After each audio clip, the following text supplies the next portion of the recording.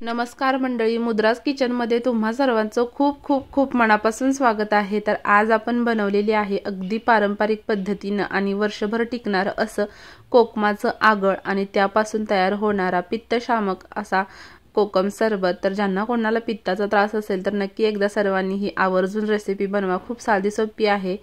तर चला मग सुरुवात करूयात। तर त्याकरिता बघा, सर्वात अगोदर मी इथं 1 कप फ्रेश कोकम घेतलेला आहे। तर हे एका मोठ्या भांड्यामध्ये काढून घ्यायचं आहे। दुसरी गोष्ट आवर्जून करायची आहे ती म्हणजे कोकम घेताना आपल्याला फ्रेश कोकमच घ्यायचा आहे। छान असा गाभेदार आणि रसरशीत कोकम इथे घ्यायचा आहे। तर हा कोकम आता जो आहे तो आपण 15 ते 20 मिनिटं भिजत ठेवणार आहोत। तर बघा, ज्या कपाने मी कोकम मोजून घेतलेला होता त्याच कपाने कडकडीत 1 कप पाणी मी इथे घेतलेलं आहे। तर याच्यामध्ये आपल्याला कडकडीत गरम पाण्याचाच वापर करायचा आहे।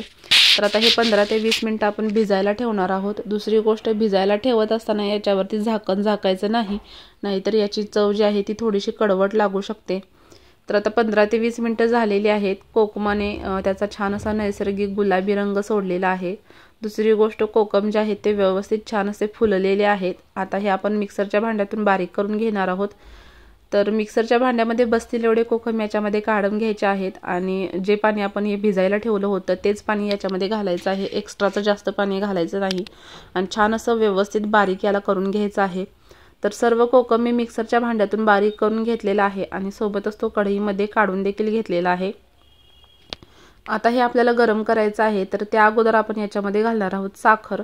तर मी इथं 2 कप साखर वापरलेली आहे। ज्या कपाने मी कोकम मोजून घेतलेला होता त्याच कपाने 2 कप साखर घेतलेली आहे। तुम्ही साखरेऐवजी गुळाचा वापर देखील करू शकता। तर व्यवस्थित असं मिक्स करून आता हे मिश्रण आपल्याला गरम करून घ्यायचं आहे, जेणेकरून याच्यातील पाणी जे आहे ते पूर्णपणे आटेल।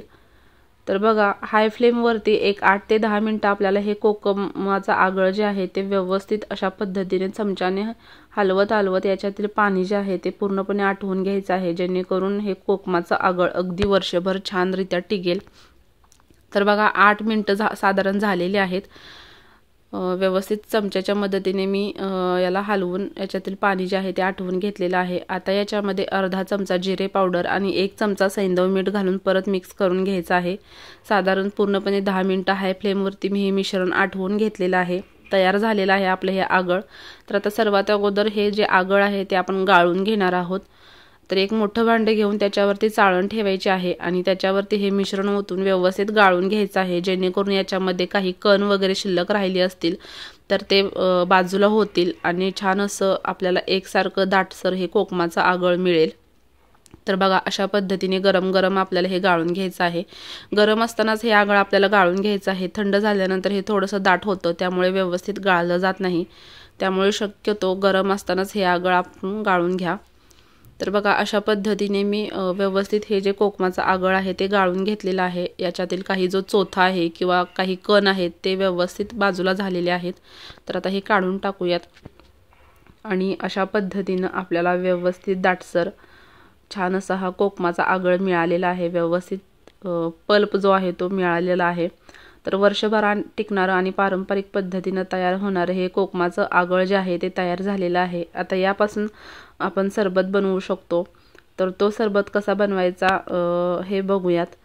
तर बघा, पोहे खातो त्या चमच्याने साधारण 2 चमचे, म्हणजे मी 2 ग्लास आगळ बनवणार आहे, सरबत बनवणार आहे। तर मी इथं 2 चमचे आगळ घेतलेला आहे, त्यामध्ये 2 ग्लास थंड पाणी घातलेलं आहे आणि व्यवस्थित हा जो सरबत आहे तो आपल्याला मिक्स करून घ्यायचा आहे। अशा पद्धतीनं तयार आहे आपला थंडगार पित्तशामक असा हा कोकमचा सरबत। तर नक्की एकदा सर्वांनी बनवून बघा, खूप साधी सोपी रेसिपी आहे, खूप छान तयार होते आणि महत्त्वाचं म्हणजे घरच्या घरी पारंपरिक पद्धतीने आपण तयार करतो, बाहेरून विकत आणायची गरज पडत नाही।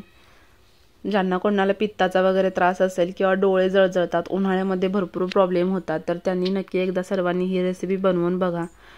अगदी थंडगार आपलं हे कोकम सरबत जे आहे ते तयार झालेलं आहे। रेसिपी आवडली असेल तर प्लीज चॅनेलला नक्की लाईक, शेअर, कमेंट जरूर करा आणि सोबतच सबस्क्राईब करायला विसरू नका।